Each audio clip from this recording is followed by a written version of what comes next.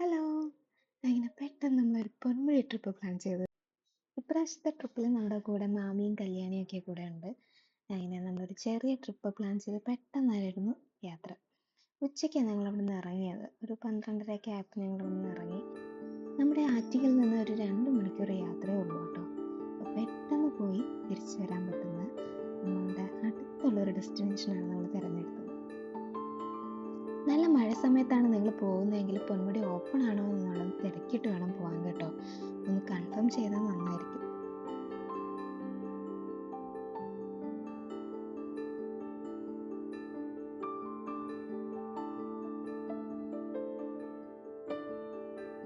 അങ്ങനെ ദൂരെ നമ്മൾ പൊന്മുടി കണ്ടു തുടങ്ങിയിട്ടുണ്ട്.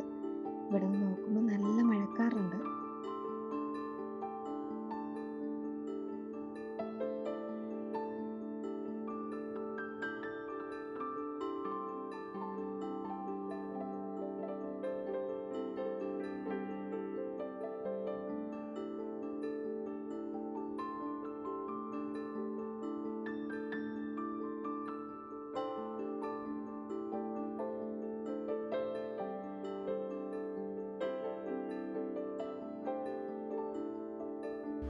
നമ്മൾ ഈ പൊയ്ക്കൊണ്ടിരിക്കുന്ന റോഡിൻ്റെ ലെഫ്റ്റ് സൈഡിലായിട്ട് കല്ലാർ നദി ഒഴുകിക്കൊണ്ടിരിക്കുക.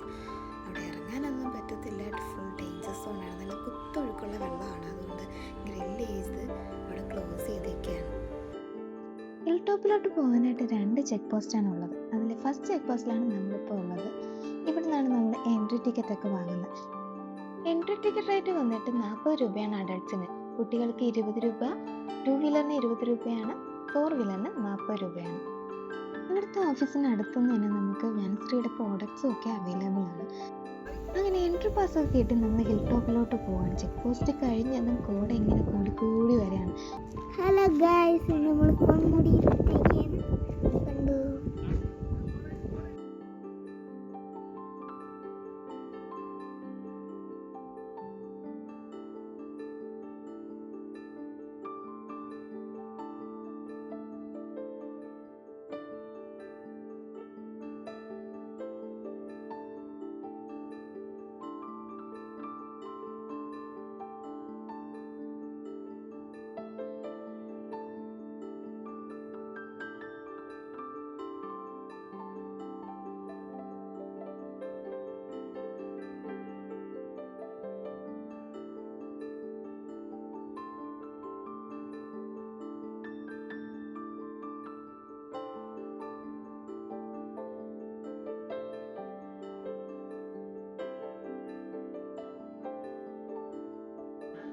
രണ്ടാമത്തെ ചെക്ക് പോസ്റ്റും കഴിഞ്ഞ് ഞങ്ങൾ അങ്ങനെ ഹിൽ ടോപ്പിലോട്ട് എത്തി.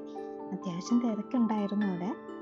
ഇവിടുത്തെ ക്ലൈമറ്റ് ഒരു രക്ഷയില്ല. അടിപൊളി ക്ലൈമറ്റ് ആയിരുന്നു. നമ്മൾ ചെന്ന സമയത്ത് നല്ല കോട ഉണ്ടായിരുന്നു. ആകാശം ഏത് മല ഏതെന്ന് ഒന്നും അറിയാൻ പറ്റാത്ത അവസ്ഥയിലായിരുന്നു. നല്ല തണുപ്പുണ്ടായിരുന്നു, കാറ്റും ഉണ്ടായിരുന്നു.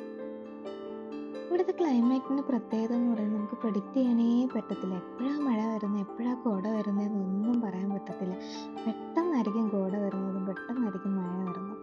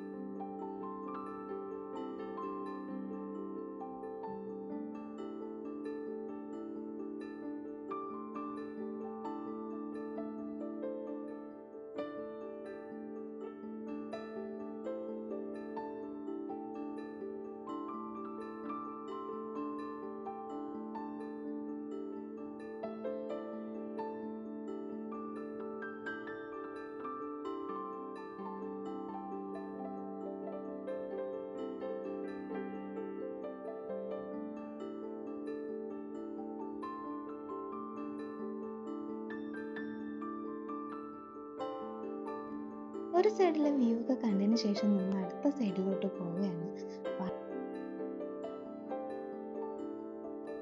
പൊന്മുടി വരയാടുകളുടെ സംരക്ഷണ കേന്ദ്രം ആയതുകൊണ്ട് തന്നെ പൊന്മുടിയിൽ പലയിടത്തും നമുക്ക് ഈ വരയാളുടെ സ്റ്റാച്യൂസ് കാണാൻ പറ്റും. ഇവിടെയുണ്ട്.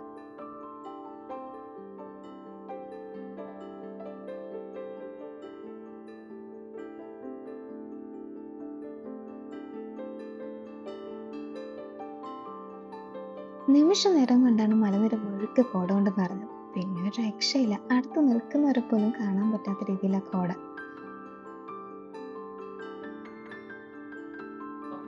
അങ്ങനെ മലമുകളിൽ ഇരുന്ന് കുറേ നേരം കാര്യങ്ങളൊക്കെ പറഞ്ഞ് ഈ ക്ലൈമറ്റ് ഒക്കെ നന്നായിട്ട് ആസ്വദിച്ചതിന് ശേഷം നമ്മൾ പയ്യെ മല ഇറങ്ങാനായിട്ട് തുടങ്ങി.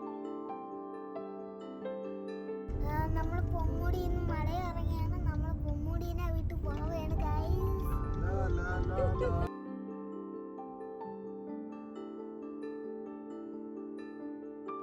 നമ്മൾ തിരിച്ച് മല ഇറങ്ങി വന്നുകൊണ്ടിരിക്കുക. ഒരു സൈഡിലാണെങ്കിൽ നല്ല കൊക്കയാണ്, പക്ഷെ ഒന്നും കാണാൻ പറ്റുന്നില്ല, ഫുള്ള് ഫോഗ.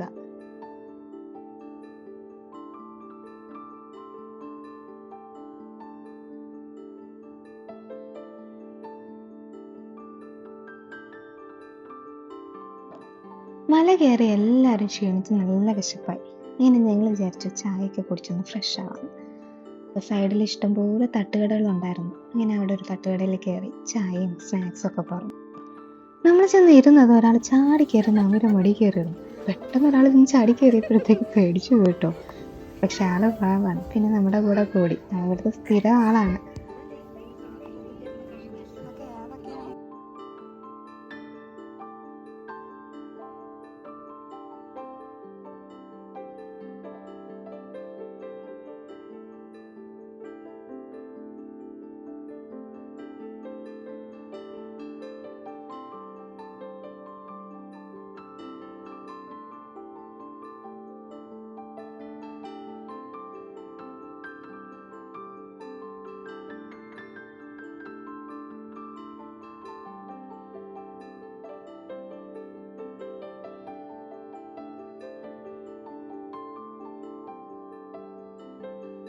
നല്ല ചൂട് കട്ടൻ ചായ, നല്ല ചൂട് ബ്രെഡ് ഓംലെറ്റും, പിന്നെ അടിപൊളി ക്ലൈമറ്റും, പിന്നെ പറയണോ. അങ്ങനെ നമ്മൾ അതൊക്കെ കഴിച്ച് നല്ല വൈബ് അടിച്ച് നമ്മുടെ വീട്ടിലേക്ക് തിരിച്ചു.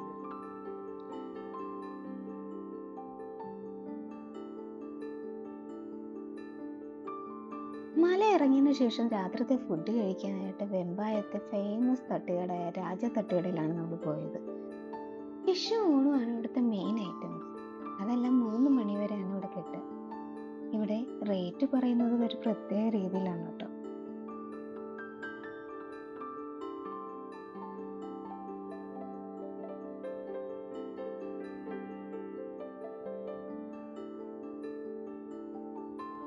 ഫുഡും കഴിച്ച് നമ്മൾ നേരെ വീട്ടിലോട്ട്. അങ്ങനെ നമ്മുടെ ഈ പൊന്മുടി ട്രിപ്പ് അവസാനിക്കുകയാണ്. ബൈ.